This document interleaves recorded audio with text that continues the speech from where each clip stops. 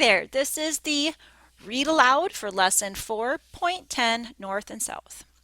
The economy was expanding rapidly in the early 1800s. Across the North, farms and villages quickly gave way to cities. Almost half of the inhabitants in these cities poured in from Europe. They were lured by the prospect of finding jobs and better lives. Some were fortunate. Others ended up living in overcrowded tenements and contending with the threat of fire, disease, and unsanitary conditions. The thriving factories in the North contributed to the flourishing economy in the South. Plantation owners planted acre after acre of cotton to supply the textile mills in the North. As the labor-intensive cotton plantation spread west, so did slavery. Goals for this lesson: recognize the major economic and social characteristics of the southern states between 1820 and 1850. Recognize the reasons for immigration and the hardships immigrants faced. Okay, so remember your reading guide and lesson answer key. And let's get started by reading pages 312 through 320. A new wave of immigrants. And here, let's look at this chart here quickly.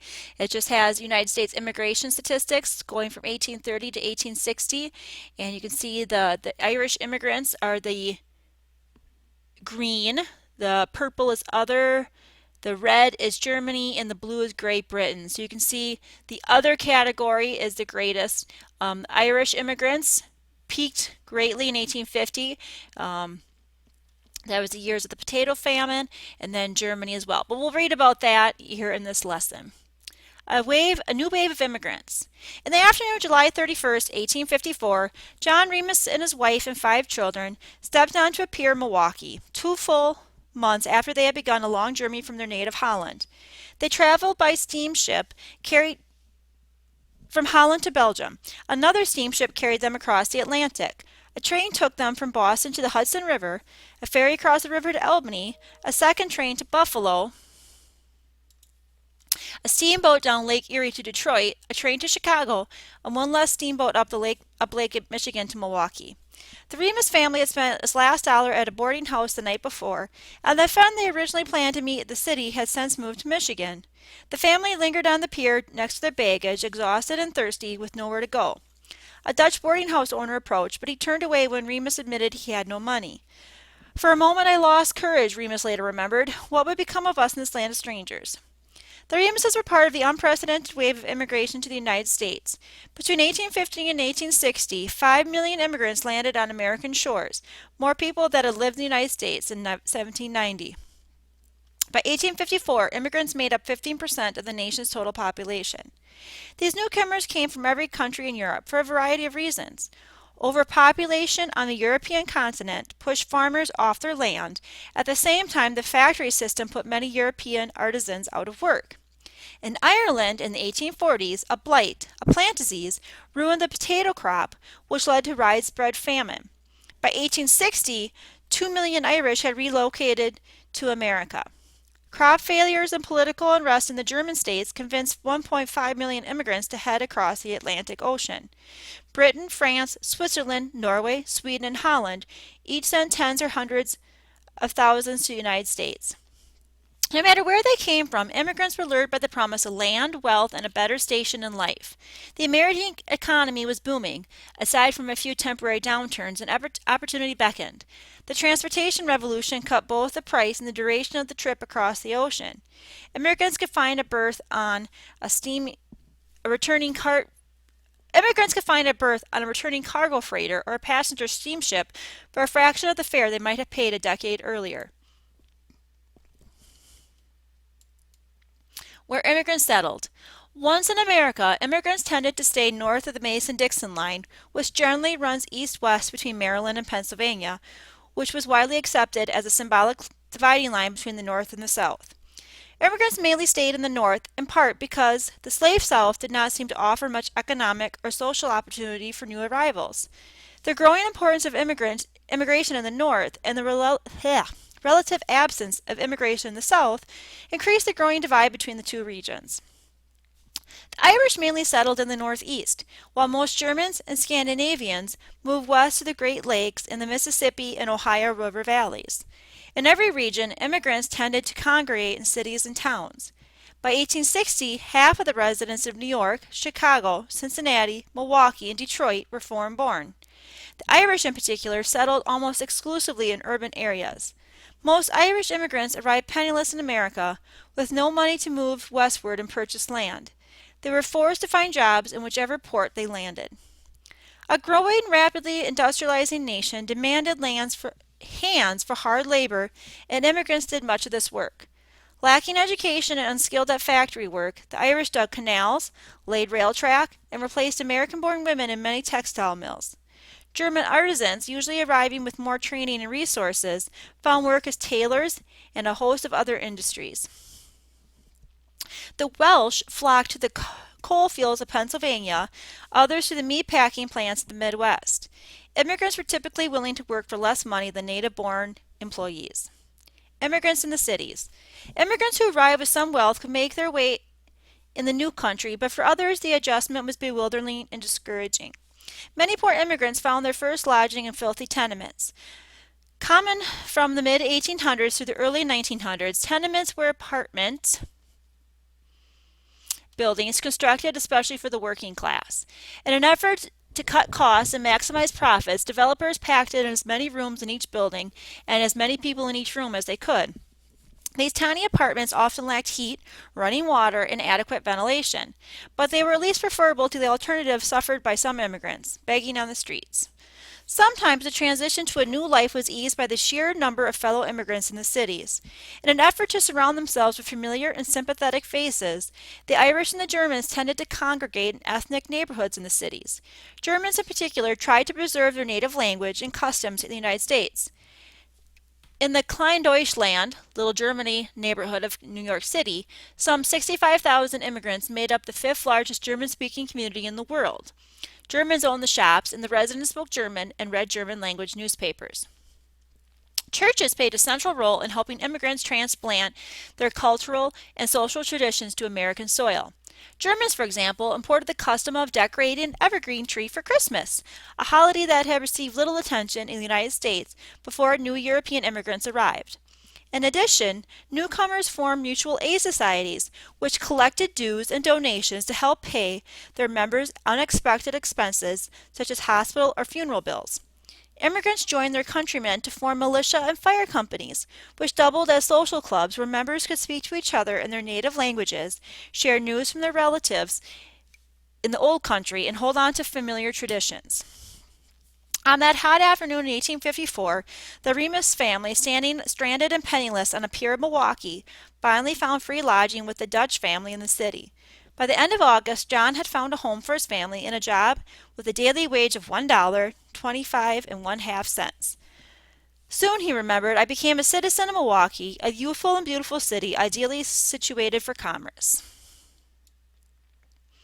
Catholic immigrants. In 1820, approximately 8,000 immigrants moved to the United States. By 1850, that number swelled to more than 300,000 non-natives arriving in the country each year. Earlier immigrants mostly came from the British Isles, spoke English, and blended relatively easily with the majority population. The new immigrants, however, spoke a wide variety of languages.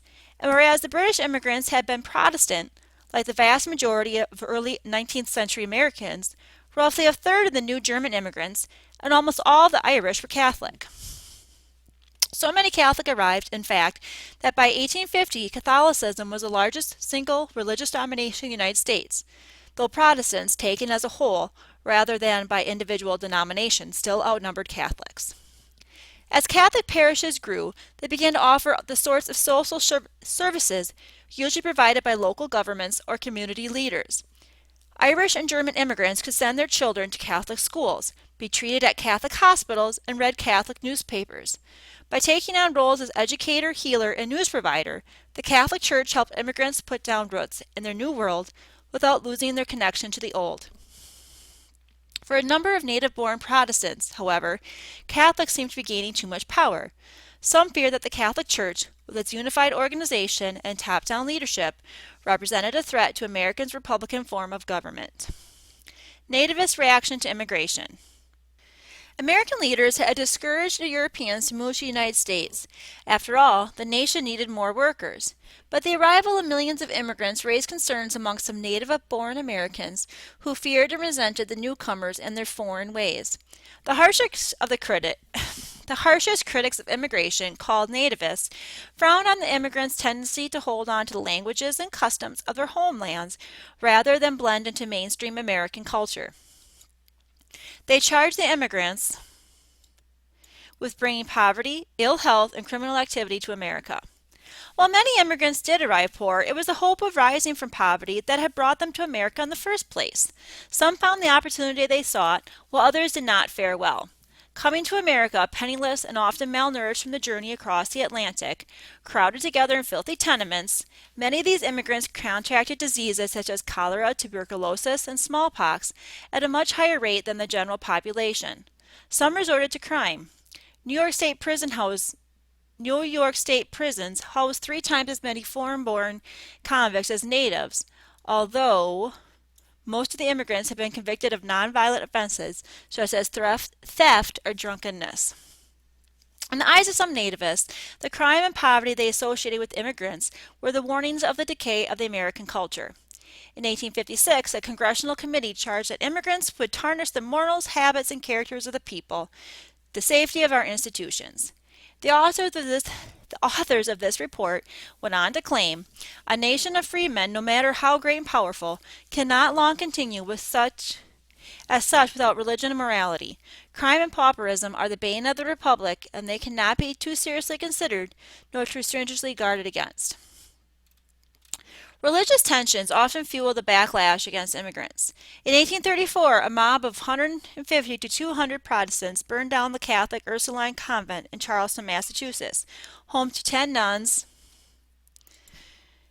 and 40 schoolgirls. The nuns and students all managed to escape unharmed, despite the fact that firefighters ignored the blaze. In the 1850s, the native-born Protestant men began to form secret societies to oppose immigration. They came to be called the Know-Nothings because if asked about their group, they would profess to know nothing about it. By the mid-1850s, the Know-Nothings had taken to the streets. Traveling in mobs, they would attack Irish gangs and immigrant voters, and sometimes even Catholic priests. In Detroit, one Know-Nothing encouraged his followers to carry a revolver and shoot down the first Irish rebel that dare insult your person as an American. The Know-Nothings formed their own political party. Its platform advocated a 21-year residency requirement for naturalization and promised to bar immigrants from holding office. In 1854, millions of Know-Nothing voters across the country elected 6 governors and sent 43 representatives and 5 senators to Congress. The following year, however, the party split over the issue of slavery, and its presidential candidate, Millard Fillmore, lost in a 3-way race. The party survived, but its power dwindled as larger issues, slavery, secession, and the prospect of civil war, overshadowed immigration. The South, agriculture and slavery. While the North became increasingly urbanized as cities grew along riverbanks and lake shores, agriculture dominated the South. Aside from New Orleans, which thrived on the Mississippi River commerce, the South before 1850 had no urban areas with more than 100,000 people. Southern cities like Richmond and Mobile were small compared to the northern counterparts. Southern slaves, unlike dissatisfied New England farmers, were not free to start new lives in the city. Immigrants tended to avoid the South since most were either too poor to buy farmland or unwilling to compete with slave labor. Agriculture, not industry. Industrialization seemed to halt in the Mason-Dixon line. Only a small number of factories appeared in the towns and cities of the South. Even in these cases, the owners depended on northern manufacturers for their machinery. By 1860, Massachusetts alone had more cotton mills than the entire South. But this reliance on agriculture did not mean that the Southern economy suffered. On the contrary, it flourished. Northern industry and commerce relied largely on Southern crops. Cotton was America's most valuable export, and it gave the South the 4th highest per capita income in the world, after Australia, England, and the northern United States. On the eve of the Civil War, the South was home to 2/3 of the nation's richest men. Southern agriculture prospered in part because of the climate, perfect for growing cotton. Improvements in transportation, especially steamboats, lowered the cost of shipping harvested crops to textile mills. All this prosperity relied on slaves whose labor earned huge profits for their masters, not for themselves. Okay, I'm going to stop here with this recording and start up here at the next one.